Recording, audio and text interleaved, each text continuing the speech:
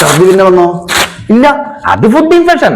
ഞാൻ ഗൂഗിളിൽ തപ്പി, അപ്പൊ ആ ഡെമിസെറ്റ് കഴിച്ചു, ഛർദി വന്നു.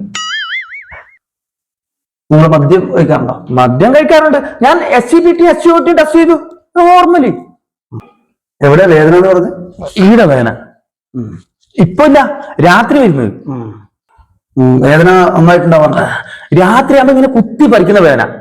അപ്പൻഡിക്സ് അല്ല, അതിന്റെ ലക്ഷണം വേറെ അല്ലേ. ഞാൻ ഗൂഗിളിൽ നോക്കിനി.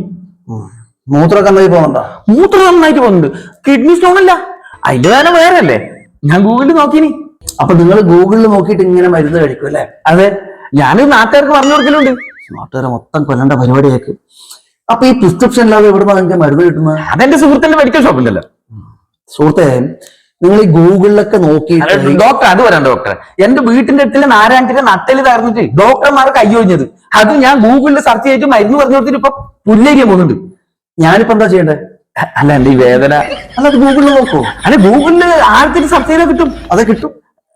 അപ്പൊ ഡോക്ടർക്ക് ഒരു ഐഡിയ ഇല്ല, എനിക്ക് ഐഡിയ ഇല്ല, എനിക്ക് അറിയില്ലല്ലോ. അപ്പൊ പൈസ വേണ്ടല്ലേ? വേണ്ട വേണ്ട. പൈസയും കൊടുത്തിട്ട് പഠിച്ചിട്ട് ഡോക്ടർ ഡോക്ടർ. അപ്പൊ ഗൂഗിളിൽ നിന്ന് ശരണം.